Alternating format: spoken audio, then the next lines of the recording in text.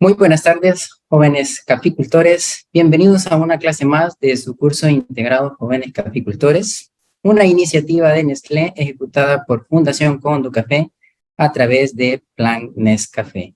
Pues es un gusto saludarles nuevamente. Me presento rápidamente. Mi nombre es Marcos, soy parte del staff del proyecto Plan Nescafé, especialista en sistemas y tecnología, y que hoy pues tengo la oportunidad y el privilegio de ser moderador de esta clase, ¿verdad? Entonces vamos a estar compartiendo en esta hora, que sin duda alguna pues va a estar llena de conocimientos y que va a venir a enriquecer nuestros conocimientos en café. Recordarles que pueden encontrar nuestras clases a través de Facebook Live, Telegram, YouTube, y nos pueden encontrar en Instagram como Jóvenes Caficultores HN. Recordarles, esta es la clase número 22 de nuestro curso integral de 45 horas. Nos encontramos prácticamente al 50% del curso, por lo que les invitamos a que sigan, ¿verdad?, pendientes de nuestras clases. De por ahí, pues, nuestros compañeros estarán enviando al chat el link para que podamos registrar nuestra asistencia, ¿verdad? Entonces, para estar pendiente. El día de hoy nos acompañará pues el ingeniero Alex, ¿verdad? Él es el expositor del día de hoy.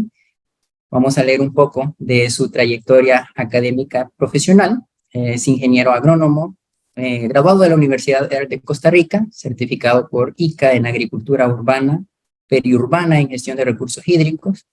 Tiene certificado en taller de calidad Coffee Com por Instituto Hondureño del Café INCAFé, ¿verdad? Certificado en taller de abonos orgánicos y bioproductos de la Fundación Hondureña de Investigación Agrícola, certificado y diplomado en agricultura controlada por la Universidad EARTH, diplomado en formación pedagógica en educación superior por la Universidad Pedagógica Nacional Francisco Morazán. Así también en agricultura regenerativa por la plataforma CED de Zamorano, y actualmente recibiendo el curso de cambios climáticos de la U, ¿verdad? O sea, tenemos un expositor de primer nivel que sin duda alguna, pues, nos va a llenar de mucho conocimiento. Un poco de su experiencia: agricultor con experiencia en café, sistemas agroforestales, granos, pastos y forrajes. Técnico de campo en Fundación Conducafé, dedicado a la asistencia técnica y a la transmisión de tecnologías a productores. Y es especialista del proyecto Iniciativa por los Jóvenes Caficultores de Nestlé y Fundación Conducafé. Así que sin más preámbulo, ingeniero Alex, pues el tiempo es suyo y aquí lo escuchamos. Muchas gracias, ingeniero Marcos, por la presentación. Gracias por acompañarme en esta moderación, en esta clase. Creo yo que es importante mencionar que ya vamos avanzando en el curso, una bonita experiencia de aprendizaje que hemos tenido. El día de mañana vamos a cerrar con el módulo Mi Finca, todos estos aprendizajes que hemos ido obteniendo. Tenemos la clase de manejo de aguas mieles.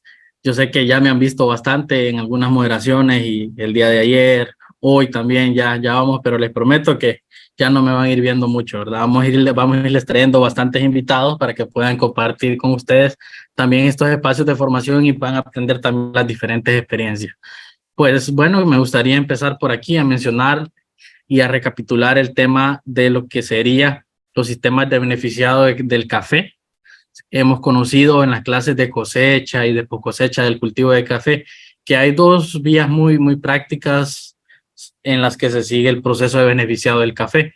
La primera, que puede ser una vía húmeda, que tiene una serie de pasos y una serie de etapas que tienen que ver con darle un proceso al café y finalmente llevarlo a la fase de almacenamiento y comercialización. Y hay otra fase, que es la fase seca, en la cual no interviene en ninguno de los procesos y no se genera agua, no se genera un consumo de agua. Por lo tanto, ese proceso de la vía seca nos conduce a que se le haga este proceso al café como está aquí en la foto, ¿verdad? Que se seque en forma natural o en forma de cereza. Mientras que en la vía húmeda podemos ver que se hace limpieza y clasificación, se hace recibo del café, se hace un despulpado, hay una clasificación que puede ser manual, puede ser mecánica, hay un proceso de desmucilaginado en el cual se elimina las aguas mieles del grano y resultado de este proceso y del siguiente, que es el lavado, se generan esas aguas mieles sobre las cuales estaremos conversando hoy en día, que en general se conciben o se entienden como aguas que resultan del proceso de lavado del café. Estas aguas se conocen como las aguas residuales o aguas mieles del café. Eso es importante mencionar. Luego también pasa por un proceso de clasificación, se obtiene el café en pergamino. En este proceso algunos lo hacen mecánico, otros lo hacen manual a través de canal de correteo, a través de pilas de lavado. Otros utilizan zarandas o cribas que les permiten hacer esa clasificación hasta que tienen una buena calidad de café en pergamino que pasa al secado. Si se fijan, estas dos etapas tienen en común que siempre llegan a la fase del secado para luego llegar a lo que es el almacenamiento. Eso solo como un breve recordatorio de lo que nosotros tenemos a nivel de los procesos. Sin embargo, ya hablando acerca de la función del agua, el beneficio que tiene utilizar agua en estos procesos o la función como tal, la primera es remover el mucílago del grano para limpiar el café, o sea, de una manera mucho más práctica a través de lo que es la fricción y el movimiento del grano en las pilas o en los canales o en la maquinaria, es remover ese mucílago que cubre el grano para que el café vaya quedando en su forma pergamino. Luego tiene otra función como transportar el grano en el proceso húmedo. Hay diferentes arandas, hay cribas, hay elevadores. Entonces el agua cumple una función también de movilización de ese proceso. Entonces en ese proceso esa agua pasa por algo que es y que no lo podríamos evitar si no hacemos este u otro proceso. Es que en beneficiado húmedo se utiliza una importante cantidad de agua y hay que aprender cómo tratar esa agua, consecuencia de las actividades productivas, y no solo el café utiliza el agua, ¿verdad? Otra de las funciones o beneficios que tiene el agua, que ayuda a clasificar los granos por calidad. Si ustedes se han fijado, cuando el tiempo de cosecha no se logra hacer a tiempo, se genera que algunos frutos de café se hayan sobremadurado y son como más livianos. Entonces, en el proceso de lavado o en el proceso se eliminan esos granos que son livianos o que por densidad ya están sobremaduros. Entonces los granos empiezan a flotar por densidad y ahí empezamos a ayudar a limpiar lo que es el café. Ahora, ¿qué son las aguas mieles? Las aguas mieles son el producto del lavado del café, luego del proceso de fermentación del mucílago o del proceso de desmucilaginado, ¿verdad? En el que retiramos esa parte que es como dulce, viene a ser una parte que cubre el grano. Ustedes lo conocen, ya han hablado con la ingeniera Sohan y con Frederick de lo que es la parte que recubre el grano. Ahí está el mucílago, está esa parte azucarada que permite, ¿verdad?, hacer la fricción cuando se hace el despulpado. Sin embargo, luego que se hace el despulpado, que se elimina por un lado lo que es la cáscara de la cereza y por otro lado sale el pergamino siempre queda cubierto de esa miel que cuando entra en contacto con el agua se convierte en aguas mieles o en aguas residuales de este proceso. Entonces, estas aguas tienen un problema, que al ser vertidas al ambiente finalmente llegan a contaminar una fuente de agua. Le roban el oxígeno, ya van a ver por qué, porque vamos a hablar de los conceptos oxígeno disuelto, demanda biológica, bioquímica de oxígeno y de QO, demanda química de oxígeno. Así que vamos a tener esos conceptos que son importantes tenerlos en cuenta en este tipo de clase. Ahora, hay centrales de beneficiados donde se reúnen varios productores, como por ejemplo una central de beneficiados, algo como esto, mucho más grande, hay más maquinaria para avanzar en los procesos. Entonces, algunas empresas o centros de copio reciben el café y empiezan a hacer este procedimiento. Entonces, muchos beneficiados húmedos hacen algunos trámites de licencia ambiental que les permiten poder diseñar o poder trabajar con su estructura dentro de los límites permisibles que tiene la ley a nivel de lo que es el impacto ambiental. Ellos conocen dos cosas. Lo primero, qué es el impacto ambiental y qué es un potencial riesgo ambiental. Entonces, muchos intermediarios y cooperativas de empresas comercializadoras que copian grandes volúmenes de café generan algunas cantidades considerables de lo que son las aguas mieles y otros subproductos, como por ejemplo la pulpa, en algunos casos la cascarilla o casulla, que son potencialmente importantes para la elaboración de abonos orgánicos. Incluso algunos se utilizan como combustibles, y en la clase de subproductos nosotros mencionamos un poco de esta parte y creo que tienen mucho que ver esos dos temas con lo que nosotros hacemos.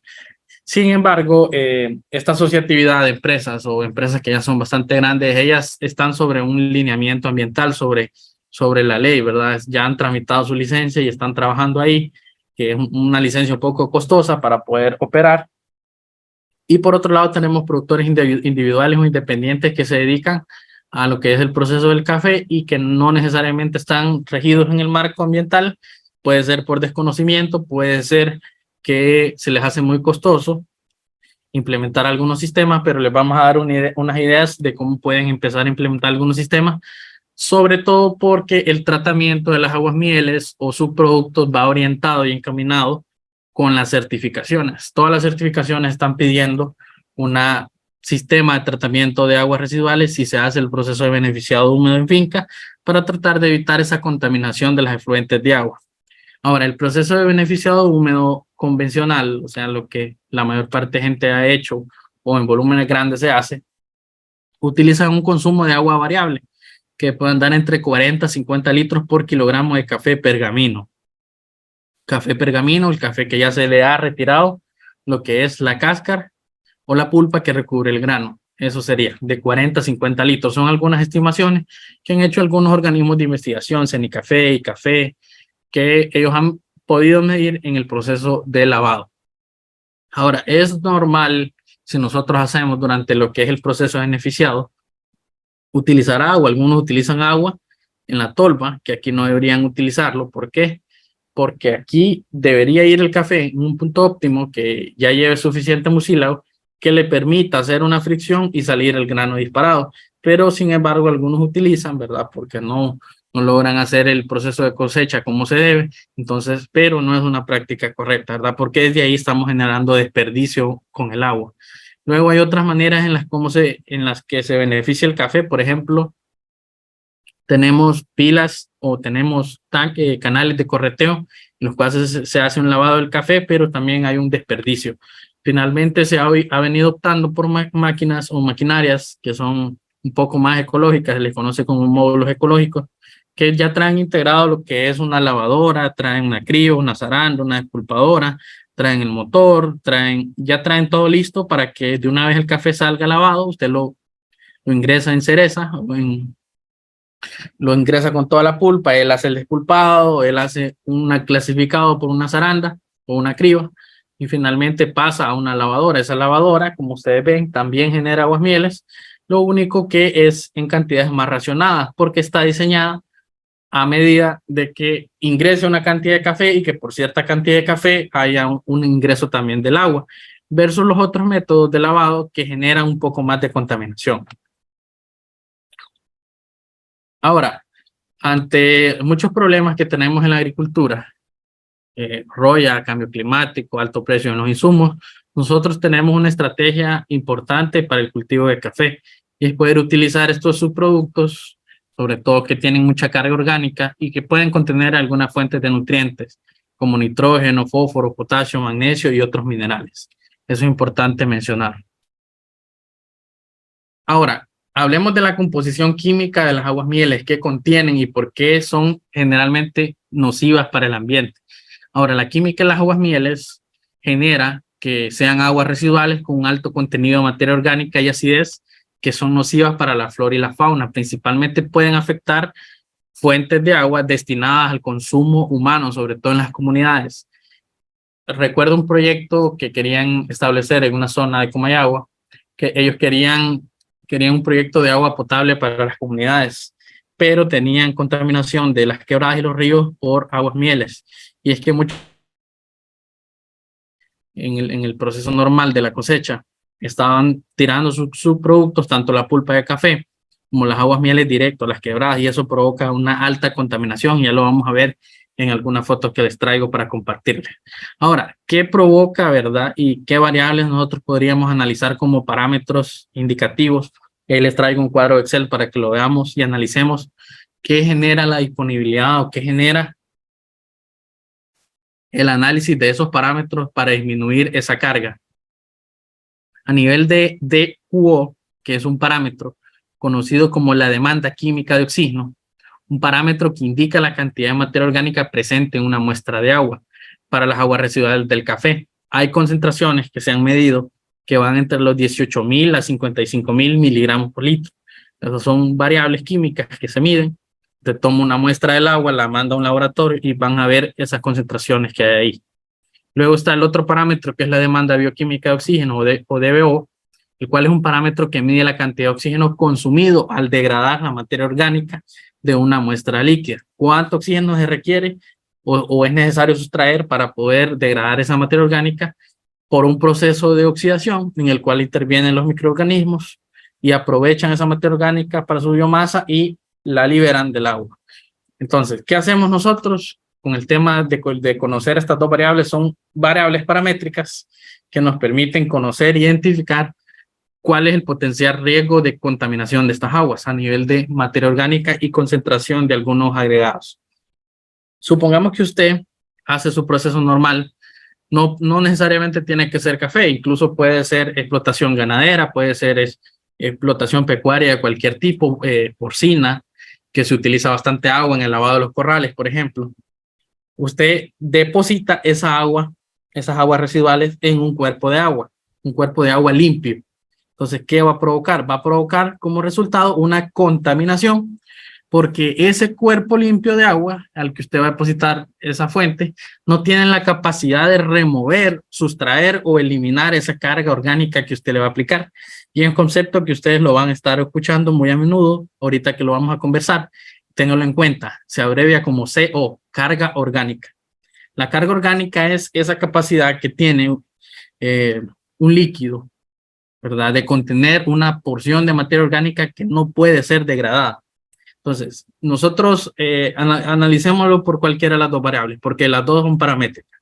Puede ser DBO o DQO. Si tenemos 5.000 miligramos por litro de un agua residual que nosotros vamos a disponer sobre un cuerpo de agua, y el agua, la mayor cantidad de oxígeno disuelto o disponible que va a tener es entre 5 a 7 miligramos, o sea, muy baja la cantidad de oxígeno disponible, que se abrevia como OD. A nosotros aplicarla, vamos a obtener un diferencial de más de 4.995 miligramos por litro. Es decir, que la severidad de esa contaminación va a ser muy alta. Si lo analizamos de esa forma, va a ser un nivel de contaminación muy alto. Por otro lado, vamos a analizar la composición de los sólidos en algunas aguas residuales. Y es que existen diferentes tipos de sólidos. Existen algunos que son parte de la totalidad de sólidos, como en este caso nosotros tenemos los sólidos totales, es decir, la fracción que compone el 100% de esos sólidos totales que están en el agua. Los sólidos, toda esa parte que no es líquida, que está dentro de las concentraciones del agua. Esos serían los sólidos totales. Ahora, el 60% de esos sólidos totales lo comprenden sólidos sedimentables y sólidos suspendidos. Es decir, los sólidos que tienen mayor densidad y que se van al fondo del agua. Y los sólidos que flotan por densidad. El otro 40% corresponde a sólidos disueltos que están incorporados dentro de esa muestra de agua. Y asimismo, dentro de los sólidos disueltos vamos a tener sólidos volátiles que corresponden a un 20% y sólidos fijos. Y esos sólidos fijos van a corresponder a una mezcla entre sólidos fijos y sólidos sedimentables que nos van a llevar a la composición de sólidos fijos de un 30%. Dentro de los sólidos sedimentables y sólidos suspendidos vamos a tener sólidos volátiles y sólidos fijos, que estos sólidos también van a verse disueltos y compuestos por la totalidad de esos sólidos que se encuentran en suspensión, más los sólidos sedimentables, más los sólidos volátiles, más los sólidos fijos, más los sólidos sedimentables. Sé que suena un poco complejo, pero a nivel de composición de aguas residuales siempre es importante analizar esos conceptos de manejo de aguas mieles, de sólidos sedimentables, sólidos disueltos. ¿Y a qué me refiero? Pues veámoslo en forma de un poco más gráfica. Cuando nosotros hacemos el procesamiento normal de lo que sería lo que es el despulpado, todo el proceso de beneficiado del café, vamos a tener una fracción de sólidos, por ejemplo, la pulpa, que la vamos a tener hacia un lado del beneficio.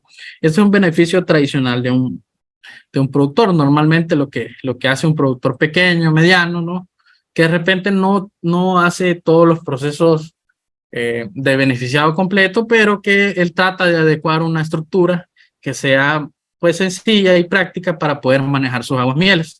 Entonces, este productor, por un lado, trata de evitar tenerla en una condición que él la puede manejar, que él la puede compostear tal vez más adelante, y por otro lado tiene lo que sería una laguna de aguas mieles.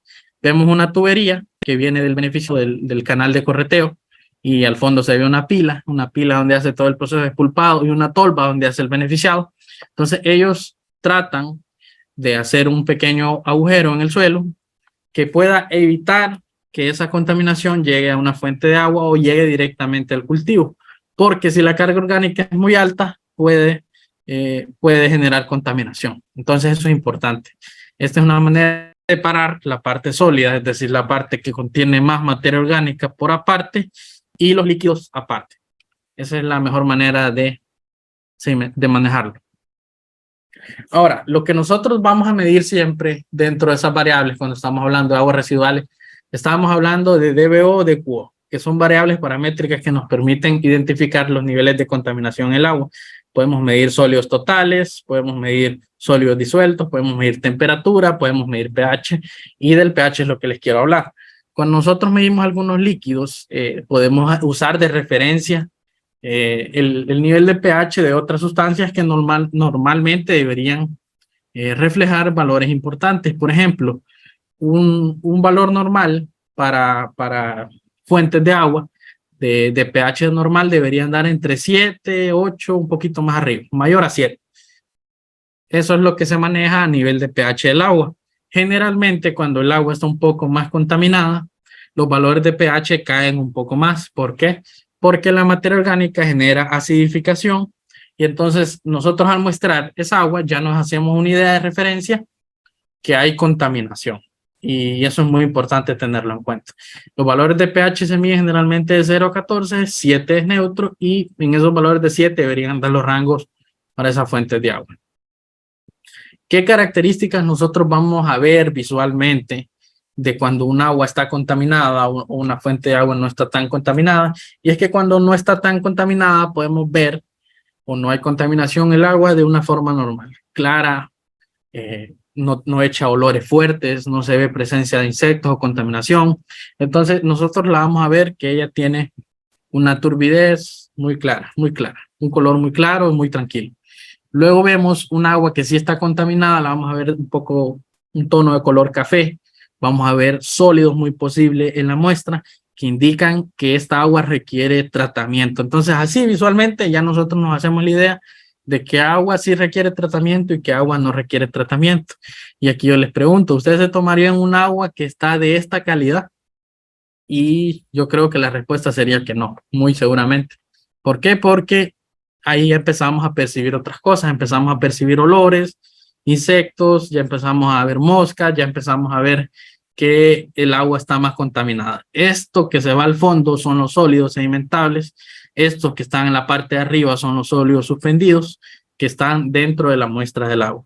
Este ya sería un ejemplo de una forma de tratamiento, las que vamos a hablar más adelante. Por ejemplo, este tanque permite recoger los sólidos de las aguas residuales que se concentran, que hay en los concentrados de lo que son las aguas mieles. Entonces, como un producto orgánico líquido que puede ir directo a pasturas y manejarse también en aplicaciones directas. Ahora, ¿cuáles son las recomendaciones generales que se hacen en cuanto al uso del agua? Por ejemplo, cuando nosotros recibimos el café, veremos de verificar la cantidad y la calidad del café cereza que está ingresando. Siempre estar pendiente nosotros como productores que ese café viene en el punto óptimo de maduración para tratar de hacer el despulpado sin agua. Eso es lo que nosotros siempre le fomentamos. Entonces, asegurarse que el café se va a recolectar 100% maduro, es decir, el color rojo intenso en el que se debería hacer. El despulpado, ¿verdad? Debería hacerse sin agua, como se los hemos venido comentando, seco, porque ya el grano en sí mismo tiene ese mucílago que le permite hacer fricción y eliminar la cáscara. Por otro lado, la fermentación, si es un proceso que usted lo hace, debe hacerse con todas las medidas, dejar el café en las pilas, ¿verdad? Y ahí ocurren dos procesos, ocurre en la parte superficial, lo que está en contacto con el aire, ocurre oxidación, y en la parte inferior, donde no hay contacto con el aire, hay fermentación. Entonces, ahí hay dos procesos que sí se dan. Sí se dan y lo hacen los microorganismos endófitos que están dentro del grano del café. Por otro lado, también tenemos el lavado y la clasificación, ¿verdad? En este caso, si usted hace un lavado mecánico con un módulo ecológico, usted está empezando a utilizar y a reducir un poco su huella hídrica, utilizando y racionalizando el consumo del agua. Por otro lado, tenemos este otro concepto. el diseño de los sistemas de tratamiento. Con el diseño de sistemas de tratamiento vamos a encontrar algunos sistemas convencionales para el tratamiento de aguas residuales. Muchos de ellos se basan en lagunas de oxidación, lagunas de sedimentación. Vamos a encontrar algunos que se basan en pequeños humedales de biotratamiento. Separar la parte sólida, lo que estábamos hablando al principio, para hacer el proceso de compostaje. Y vamos a aprovechar de hacer la mayor cantidad posible a fin de reducir esa contaminación sobre los cuerpos de agua que se va a hacer un vertido del finalmente el agua que queda residual. Hay otros sistemas de tratamiento que se utilizan oxidación biológica. En este caso puede ser también fermentaciones anaeróbicas que permitan degradar esa materia orgánica. Y algunos ejemplos de ellos son sedimentadores, tanques ecualizadores, lodos activados que están hechos a base de microorganismos anaeróbicos y esos reactores anaeróbicos que también se arman a base de microorganismos que pueden aprovechar y degradar la materia orgánica. ¿Cuáles son algunas etapas en las que opera el sistema de tratamiento de un agua residual en general? Hay algunos que se utilizan o estrategias que nosotros podemos utilizar para reducir esos niveles de contaminación. Y eso se basa en estrategias físicas, químicas y biológicas. Las estrategias físicas se basan en, primero, sedimentación. Por el peso de las partículas y la densidad, tratar de retener la mayor cantidad de sólidos en el fondo de algunas de esas piletas de descontaminación.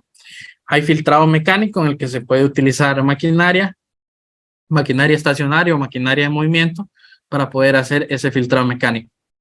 Desde el punto de vista químico, se pueden utilizar algunos productos como floculantes. Esos floculantes forman lo que se conoce como flux. Los flux son como un agregado que usted genera cuando usted le aplica ese químico al agua y se forman esos agregados de materia orgánica que son un poco más estables y se pueden remover mediante un sistema de filtración físico, ya puede ser por una malla fina o por densidad. Luego tenemos otro tipo de sistema en el que operan los sistemas de tratamiento de aguas y es desde el punto de vista biológico, utilizando reactores bacterianos anaeróbicos. Aquí aprovechamos la acción de los microorganismos para descomponer la materia orgánica y también se puede utilizar como agua de riego en pastos, especialmente y en algunos cultivos que no son tan sensibles a la carga orgánica. Eso es muy importante mencionar. Ahora, este es un ejemplo de un sistema de tratamiento. Los sistemas de biodigestores son sistemas muy antiguos que ya se han estado utilizando. Muchos productores han decidido utilizar algunos productos. Hemos hecho algunos ensayos, ¿verdad?, con productores que han trabajado esto biogás a partir de las aguas mieles del café. Hay una fracción sólida, hay una fracción líquida. Ahí usted tiene que definir a qué quiere orientar su sistema de biodigestor. Usted puede orientar su biodigestor a un sistema que vaya destinado a tratar de limpiar o descontaminar el agua, que va hacia un efluente como un sistema de tratamiento, o puede estar orientado a un sistema de producción de abonos orgánicos. Es decir, usted baja la carga orgánica de esa agua a la mitad y el resto la deja como un abono líquido, un biol, que usted puede aplicar para fertilizar su cultivo, y además de eso le produce metano, CH4, que es un gas que sirve incluso para la cocción de alimentos, como una fuente de energía renovable. Por otro lado, hay un microreactor de microorganismos en el cual se utiliza un cóctel de varios microorganismos en los cuales usted puede confiar que ellos van a hacer la acción de degradación. En muchas comunidades se han utilizado los mini reactores de microorganismos, aprovechando, ¿verdad?, que las aguas mieles las pueden depositar en algunos de estos tanques de 2000 litros y pueden aprovechar ahí para aplicar los microorganismos y ellos aprovechan a degradar la materia orgánica.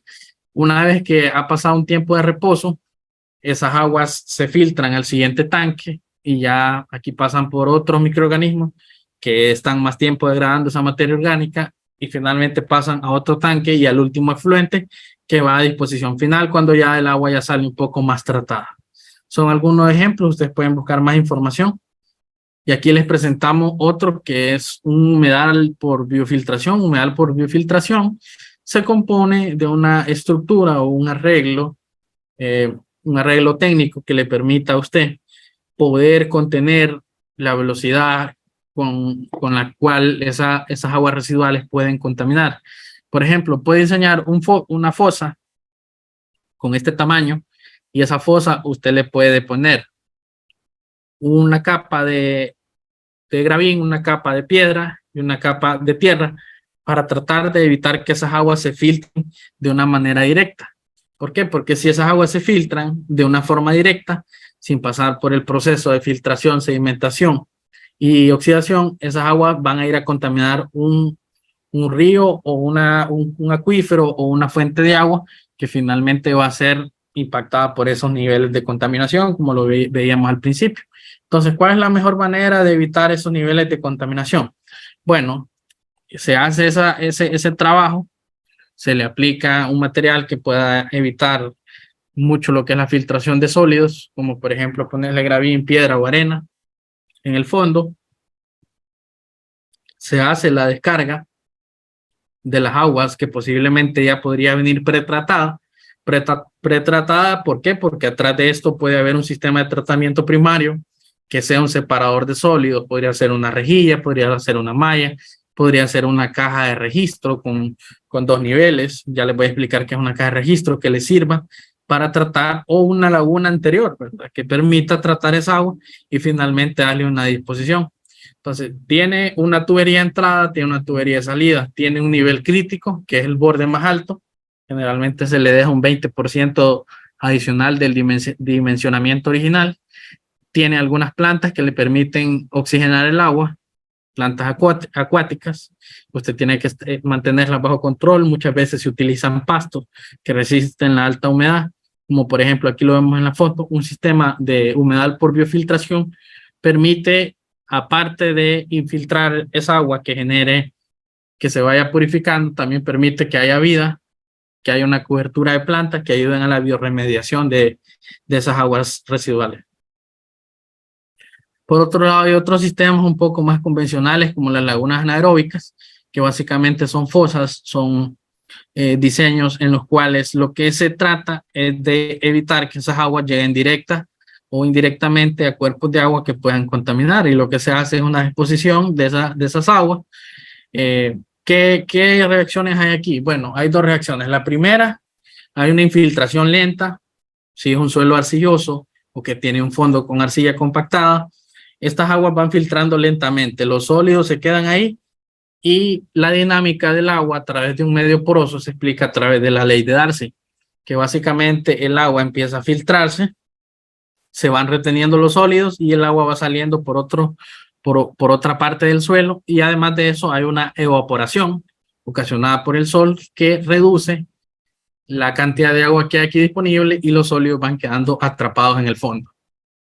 También tenemos las lagunas de sedimentación, que tienen una forma muy parecida, pero algunas de ellas se trabajan con gran diferencia, es utilizando una geomembrana de 4 milímetros que pueda evitar que se filtre, pero en vez de que se filtre a través del suelo, en vez de que el suelo sirva como un filtro físico o natural para estos sólidos, se pone una geomembrana para poder impermeabilizar, es decir, que no haya fuga de agua, que quede como tapado. Esa geomembrana es un tipo de polímero plástico que evita que el agua se filtre y que genere contaminación. Entonces, lo que provoca aquí es que los sólidos se sedimenten, se vayan al fondo, lo más pesado, que sería la parte orgánica de la contaminación, y por efecto de la evaporación, el agua se vaya evaporando, vaya subiendo hasta las nubes, y los sólidos vayan quedando al fondo. Finalmente, estos sólidos se remueven, se llevan a otra fase de compostaje, que es la que vamos a ver a continuación. Ahora, se han hecho varios estudios para poder determinar el tamaño de las lagunas de oxidación. Hay algunas investigaciones que permiten utilizar diferentes metodologías de cálculo. La Universidad de Florida tiene en Estados Unidos tiene una estructura, tiene un dimensionamiento que ellos recomiendan mediante la ecuación de Heiner-Williams. También hay otros sistemas que ha probado más cercanos aquí, lo que sería CENICAFE y también el ICAFE, en los que han determinado por la cantidad de agua y por el tiempo de infiltración que se tarda estas aguas en poder ser filtradas, en poder ser procesadas por una laguna de sedimentación, permiten hacer estos cálculos. Entonces, esta metodología sería la que nosotros vamos a usar, que también sirve de referencia para ustedes. Sin embargo, también les voy a mostrar un Excel que les da una idea de cómo ir midiendo si esas lagunas de sedimentación o lagunas de infiltración se adaptan y realmente están haciendo su función de limpieza de las aguas residuales. Por ejemplo, si usted cosecha 50 quintales de café en uva o en cereza por día, usted puede empezar a hacer sus cálculos. Entonces ahora usted divide 50 entre 5 para sacar la cantidad de café en oro. Vamos a convertirlo a café en oro verde. Eso resulta 10. 10 son los sacos de café en oro por día que se extraen. Ahora, este múltiplo, este número 10 lo vamos a multiplicar por 7, que son los 7 días de la semana en las que usted hace beneficiado. Vamos a obtener 70. 10 por 7 es 70. 70 son los quintales de café en oro que usted saca a la semana. 70 quintales oro. Ahora, por cada quintal oro hay un factor que es de 0.5 metros cúbicos de agua que se consumen por cada quintal oro. Es decir, estos valores vienen de valores que ya el ICAFE ya midió a nivel de cuánta agua se consume para lo que correspondería hacer la parte de la medición.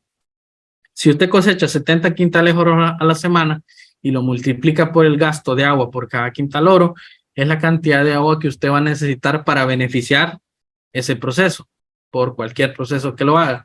Entonces, 35 metros cúbicos de agua van a ser necesarios en ese proceso. Entonces, necesitamos dimensionar una laguna que tenga la capacidad de contener e infiltrar esa cantidad de agua. Entonces, vamos por avanzar con el tema del cálculo. Ya se los tengo aquí. Las dimensiones propuestas para que ese volumen pueda ser utilizado tendría que ser de 14.6 metros por 4 metros de ancho por 0.6 metros de profundidad. Y eso nos daría la capacidad para poder resolver esa necesidad que se requiere, ¿verdad? Eso es importante tenerlo en cuenta para los dimensionamientos de las lagunas. Esa sería la capacidad para poder contener los 35 metros cúbicos.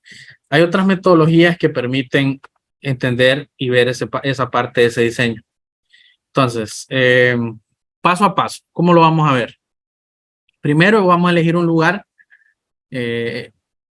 donde vamos a ubicar las lagunas de oxidación, al menos de 50 a 100 metros de distancia de las viviendas, que no vaya a provocar olores o contaminación a fuentes de agua o a viviendas o a zonas de cultivo. Se puede hacer una prueba de infiltración. Una prueba de infiltración es cavar un pequeño agujero de 50 centímetros por 50 centímetros por 50 de profundidad, pequeño cuadro, y le agregamos agua y vemos en cuánto tiempo esa agua se infiltra. Entonces, eso nos va a dar una idea de que cuando nosotros hagamos la construcción de la obra, permita que esa agua se infiltre dependiendo del tipo de suelo. Por ejemplo, si tenemos un suelo más arenoso, muy fácil se va a infiltrar, pero muy pocos sólidos se van a retener. Así que le va a tocar hacer dimensionar más lagunas que le ayuden a retener más sólido. Luego debe trazar las medidas de construcción. Puede utilizar cualquier metodología de cálculo, por ejemplo, la que utilizamos nosotros ahorita, que es utilizando un factor de agua, de emisión por consumo de agua, que fue de 0.5 metros cúbicos por quintal oro producido a la semana, ¿no? Entonces, esa es la cantidad de agua. Por otro lado, vamos a ver el diseño de la infraestructura, el tamaño y la dimensión que debería tener, el canal de drenaje de entrada, es decir, si nosotros no le vamos a poner tubería, si lo vamos a lanzar por un drenaje que llegue hasta la pileta de oxidación, es decir, que viene del módulo de cosecha, sale el agua miel y se moviliza a través de ese canal hasta llegar a la pila de sedimentación o a la laguna de sedimentación. Si no vamos a utilizar un canal de drenaje, podemos instalarle una tubería, que no hay ningún problema. Y se vería así, más o menos, poniéndole lo que sería un talud de vegetación para evitar que las paredes se vayan dañando. Sabemos que es agua lo que va a haber ahí, entonces eso va a generar cierta erosión y lo que queremos es prevenirlo poniéndole cierta cantidad de plantas alrededor que incluso van a ayudar a sostener las paredes del talud. Ahora, ¿qué es importante tener en cuenta?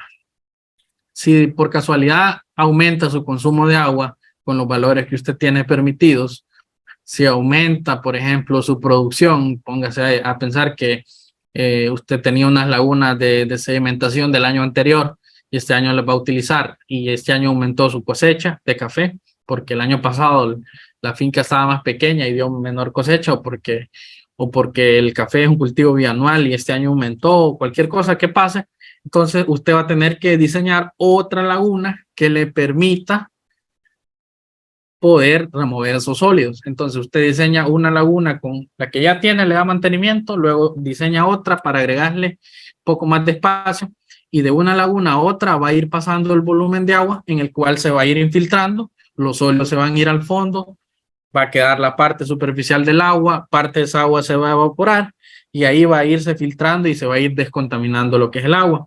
¿Qué hacen algunos productores para tratar de regular el pH? Recordemos que para mantener un buen ambiente ahí, que no haya mucha mosca, que no haya mucha contaminación, algunos productores le aplican una libra de cal, ¿verdad? Más o menos, para poder tratar de reducir un poco lo que es la contaminación, los olores y regular el pH. Finalmente, lo que se hace es una descarga del agua, generalmente cuando se manejan lagunas de sedimentación, al fondo de la fosa se van acumulando esos sólidos. Entonces, la parte superior es el agua que ya más o menos va quedando limpia y descontaminada. Entonces, en la parte superior se instala la tubería, como lo vemos aquí, una tubería que sea una tubería de salida, que dé la salida o hacia la siguiente laguna, o una tubería que dé la salida hacia la fuente de agua donde se va a hacer la descarga. Finalmente, ¿qué es lo que se hace? Cuando ya todo el agua ha salido por evaporación de las altas temperaturas del sol, y cuando ya se le ha dado paso o descarga a la fuente final, lo que se hace es aprovechar los sólidos sedimentables que quedaron en el fondo de la fosa. Se recogen esos sólidos y se pasan a hacer compostaje. Aquí les traigo un ejemplo de un dimensionamiento de lo que sería poder utilizar la parte de los diseños de una obra. Esto es una zona de café, aquí en la zona de Yoro. Estas fosas las hicieron para recolectar agua, pero sin embargo se puede tener en cuenta el mismo diseño para poder depositar lo que serían aguas mieles. Si ustedes se fijan en esta primer fosa, esta está conectada a la que viene desde arriba, y aquí están utilizando y aprovechando el espacio de lo que es la pendiente. Entonces le hicieron un pequeño drenaje de salida a la primer fosa, que quiere decir que cuando la de arriba ya se llena, cae en esta, y así sucesivamente. Aquí en esta foto, que la podemos ver en forma horizontal, vemos que se llena aquí, luego pasa aquí y luego pasa aquí. Entonces, el mismo funcionamiento sería una fosa de sedimentación o de oxidación, una laguna de oxidación o sedimentación, para poder tratar las aguas mieles del café. Y finalmente, si estas tres cumplen con el volumen de agua que usted está generando, entonces usted no necesita más. Si usted está generando más consumo de agua porque está expulpando más café, porque está haciendo más lavado de café por volumen, entonces seguramente usted tendría que diseñar otra aquí a la par, mucho más grande, o con un volumen estimado que le permita tratar esas aguas mieles. Recordemos que la idea es que entre más va pasando una laguna a otra, se vayan removiendo esos sólidos, se vaya removiendo esa parte de contaminación del agua, y finalmente la última agua que llega aquí sea la que usted pueda depositar al río, a la quebrada, o utilizarla en el cultivo para riego, sin generar mucha contaminación al ambiente. Cuando tengamos exceso de pulpa, siempre lo digo, importante, compostaje. Este mes yo la saqué con mi papá, le dimos salida, ¿verdad? Una pulpa que estaba lista, la mezclamos con estiércol de ganado, le pusimos melaza, le pusimos rastros de frijol, le pusimos levadura, le pusimos un biol que teníamos, le enriquecimos, le estuvimos dando vuelta por esos 3 meses, le agregamos agua, lo tapamos para evitar que se dañara con efecto de la lluvia o con efecto del sol, y al cabo de 3 meses obtuvimos un abono orgánico, que incluso ahí se ve mi mano, un abono orgánico terminado que lo utilizamos para el sustrato de vivero de café, variedad Parainema. Así que esto es importante con el tema de los sólidos de la pulpa, separar los sólidos de los líquidos y darle un compostaje por aparte. Ahora, ¿cómo nosotros, y en esta parte es la que quiero llegar, yo creo que todavía tenemos como unos 5 minutos de tiempo para analizar esos componentes? Les voy a mostrar una pequeña plantilla que les permite hacer un cálculo y un análisis rápido de cómo van los niveles de contaminación en los diferentes tipos de laguna de sedimentación o oxidación.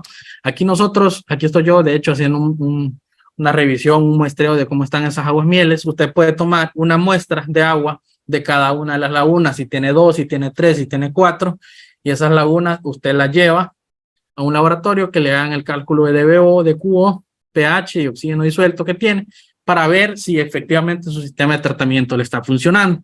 Si muy posiblemente que sea que no le esté funcionando, desde la 1 hasta la 4, puede ser que la carga orgánica que viene de la primera agua sea muy pesada. Entonces hay que diseñar un sistema de tratamiento primario, ya sea una caja de registro o instalar un separador de sólidos, puede ser de malla, una malla fina que le permita reducir la cantidad de sólidos que se filtran. Entonces, un sistema de tratamiento, como lo vemos aquí, podría estar combinado. Este sería un sistema de tratamiento para aguas mieles, que lo vi en Ica hace como un mes que estuve visitando una de las fincas más grandes de allá. Entonces, esta zona de aquí, vemos que por aquí es como el drenaje de entrada de las aguas mieles. Finalmente se depositan en la primera laguna. Vemos que hay una barrera viva que está filtrando ya desde ahí los sólidos. En la primera hay más contaminación, en la segunda hay menos contaminación y en la tercera y última hay menos contaminación. Entonces, más o menos esto sería un diseño de una caja de registro, un sistema de tratamiento primario que me permitiría a mí tratar de reducir esa carga orgánica. Después de aquí, si la laguna ya no está suficientemente limpia, puede ir directo a las lagunas que hemos diseñado. Pero este sería un primer tratamiento para tratar de reducir esa contaminación que va en esas primeras aguas. Tengo un video, pero yo creo que en vez del video les voy a mostrar lo que sería un poquito de la herramienta de cálculo que tenemos en el Excel. Entonces, esta sería la plantilla para datos y cálculos de una laguna de oxidación. Por ejemplo, esta es una laguna de oxidación que tiene cuatro lagunas, si lo pueden ver. Entonces, está la laguna número 1, está la laguna número 2, la laguna número 3 y la número 4. A esa laguna fuimos con un medidor de sensor de membrana a medirle temperatura. Cada una tenía una temperatura diferente del agua. Y esto depende de la cantidad de materia orgánica y microorganismos que estén trabajando. Recordemos que ellos están aprovechando y hay constante movimiento. Medimos el oxígeno disuelto con ese medidor de membrana en cada una de las lagunas y vimos valores desde 0 hasta 1.4, casi 2 miligramos por litro. O sea que las concentraciones de agua, de oxígeno disuelto o disponible que había ahí en ese momento eran muy bajas. Imagínense, poquito oxígeno. Vimos la saturación de oxígeno. En algunas había más oxígeno porque había presencia de esa agua. Entonces, en una plantilla como esta, usted puede registrar esos datos desde la laguna 1 hasta la laguna 4. Puede medir la saturación de oxígeno también y va a encontrar diferentes valores. Por ejemplo, en una encontramos mayor saturación de oxígeno, que quería decir que allí había más plantas oxigenando con las raíces. Por ejemplo, en cada una de las lagunas también medimos lo que era pH, DBO y DQO, que nosotros lo mandamos al laboratorio. Si nos basamos en este DQO que tiene aquí y nos basamos en el tipo de laguna, desde el muestreo 1 hasta el muestreo 2, vamos a ver si realmente eso está generando una descontaminación del agua. Entonces, para ello vamos a diseñar una gráfica que nos permita ver si eso está generando descontaminación del agua. Entonces, por aquí tenemos esto. Aquí tenemos la pequeña gráfica que nos muestra. Le vamos a poner etiqueta de gráficos, etiqueta de datos, y le vamos a poner, pues vemos que en la laguna 1, el de miligramos por litro andaba en 600 miligramos por litro. Es decir, la primera laguna donde llegan las primeras aguas residuales. Entonces, quiere decir que está muy contaminado, está cargado completamente de esos sólidos de materia orgánica que lleva. En la laguna 2 vemos que el DQO baja hasta 264. En la laguna 3 vemos que baja hasta 220 y en la laguna 4 baja hasta 64 miligramos por litro de contaminación. Conociendo esto, nosotros nos hacemos a la idea de que el sistema sí está funcionando.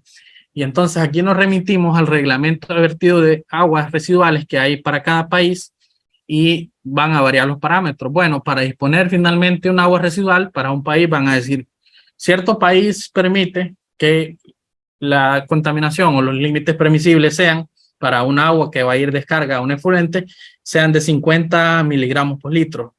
Otro va a decir, bueno, nosotros permitimos de 100 o 150 miligramos por litro. Entonces, el sistema debe ir orientado a poder tratar esas aguas residuales cumpliendo con la legislación nacional de disposición de aguas residuales en fuentes o cuerpos de agua.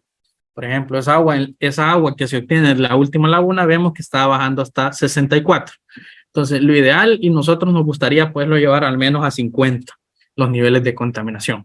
Entonces, laguna 1, laguna 2, laguna 3, laguna 4. Como va avanzando el sistema, como va avanzando el volumen de agua, así diseñamos nuestro sistema. De mi parte, yo creo que solamente esto sería para que podamos abordar la parte de preguntas y estamos atentos, ingeniero Marcos. Excelente, ingeniero Alex. Realmente una clase muy enriquecedora, ya que pues en las fincas de café pues es el día a día, ¿no? Tratar con el tema de las aguas mieles y realmente muy completa la información. Tenemos varios mensajes muy positivos. Nos dice Denis Flores, excelente clase en la de hoy, muy interesante, ya que estamos por realizar un sistema de tratamiento de aguas mieles y es de mucha ayuda. Entonces, de por ahí, pues, ha sido asertiva la clase del día de hoy. Tenemos una pregunta, ¿qué beneficios obtenemos si utilizamos las aguas mieles después de ser debidamente tratadas, aparte del ahorro de agua? Sí, de hecho, siempre estamos tratando de orientar, uno, por un lado, la reducción del uso del agua, lo otro, estamos dándole una alternativa ya que vemos un problema. Entonces, al generarse ese problema de las aguas mieles, la solución sería, por un lado, el aprovechamiento de los abonos orgánicos y, por otro lado, reutilizar esa agua en los procesos si va con el contenido de contaminación o con la descontaminación adecuada, ¿verdad? Para poder hacer los procesos. Muchas aguas residuales se utilizan, por ejemplo, en riego de potreros, otras se utilizan para aplicarle a los cultivos y otras se utilizan en forma de violes. Entonces, esos son muchos de los beneficios de utilizar. Excelente, excelente, gracias. Bueno, saludos desde Guatemala, dicen por acá, ingeniero Alex. Le miramos desde Facebook y todas las plataformas que tenemos en Jóvenes Caficultores. Y así, muchas más. Felicitaciones por la clase de hoy, una excelente clase, muy completa, ¿verdad? Veamos, excelente charla. Excelente. Aquí tenemos otra pregunta. Dice, al ser tratadas debidamente, las aguas mieles pueden ser reutilizadas para volver al principio de despulpado. Sí, eso es algo muy interesante. La verdad que si la agua cumple el procedimiento completo de tratado, ¿verdad? Removiendo toda esa cantidad de sólidos y que no se contamine con otro tipo de productos, por ejemplo, que no vaya contaminada con productos químicos o algo así, entonces sí se puede utilizar perfectamente. Perfecto. Aquí tenemos otra pregunta más. ¿Qué productos se pueden aplicar a las aguas mieles para reducir la contaminación? Saludos desde Nicaragua. Ok, si estamos hablando de productos químicos, pues no, la idea es, como estamos tratando con algo biológico, tratando de descontaminar justamente el agua, de biorremediar, esa parte de biorremediación, no se utilizan químicos. Si yo les hablaba de algunos productos que sirven para flocular, se llaman floculantes, esos floculantes permiten agregar de una forma más estructurada la parte orgánica, entonces eso se lo aplican, básicamente regula un poco el pH, forma esos flocks y luego se pueden remover por un sistema de filtrado, pero no se le... Lo que sí se utiliza, y es importante mencionarlo, es que a veces se le agregan microorganismos, incluso levadura, para tratar de descomponer algunos azúcares que se encuentran, pero sí los microorganismos son los más utilizados en tratamiento de remediación de aguas mieles. Excelente, excelente. Bueno, tenemos una pregunta adicional. ¿Cuál es la importancia de las aguas mieles?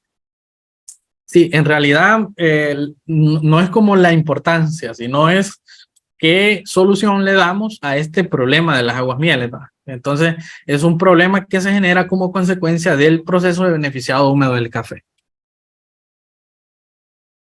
Excelente, excelente.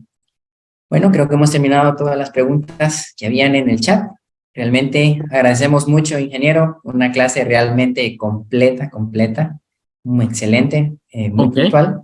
Entonces, pues aquí ya van muchos mensajes de agradecimiento diciendo que es una excelente ponencia, que ha sido una clase eh, muy buena. Saludos desde Panamá, Guatemala, Nicaragua, incluso Honduras, ¿verdad? A través del chat excelente, de saludos a Facebook. todos. Yo creo que tenemos 2 minutos, ¿verdad? Para ponerles el video de un sistema de tratamiento avanzado. Hay muchos países como por ejemplo Israel que son unos referentes en el tema de que han tenido escasez de agua y han utilizado algunos sistemas para tratarla. Entonces yo creo que podemos ponerlo, ¿verdad, ingeniero Marcos? Sí, sí, todavía tenemos Para ahí unos minutitos. a 1 minuto. Listo, entonces aquí se los pongo.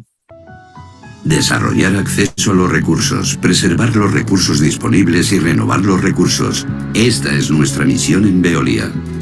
Cada día producimos agua potable para el abastecimiento de la población y garantizamos el suministro a largo plazo. Nuestras tecnologías de tratamiento de agua se diseñan según las necesidades, cumplen con las normas de salud pública, llevan el agua allí donde se necesita y protegen el medio ambiente.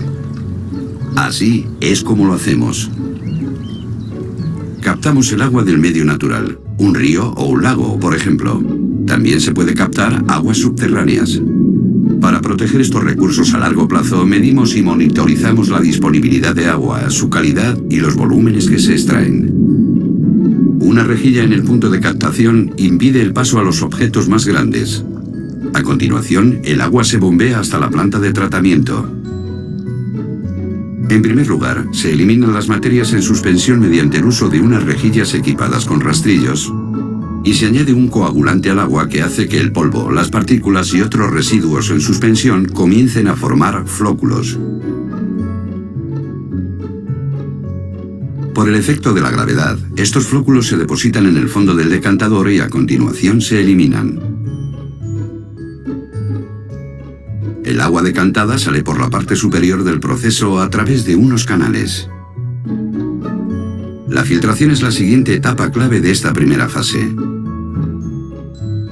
Una o varias capas de arena retienen las materias más finas. En algunos casos se puede usar sistemas de filtración por carbón activo o membranas. A continuación se desinfecta el agua con ozono, un gas que inactiva virus y bacterias. Esta desinfección también se puede hacer con cloro o luz ultravioleta. Finalmente añadimos al agua una gota de cloro por cada volumen equivalente a 5 bañeras de agua para prevenir el desarrollo de microorganismos en la red de distribución. Para controlar y ajustar la calidad del agua empleamos sensores y realizamos análisis en cada etapa del tratamiento. Ahora el agua es potable, es decir, tiene una calidad requerida para el consumo humano y puede ser almacenada como paso previo a su distribución final a los consumidores.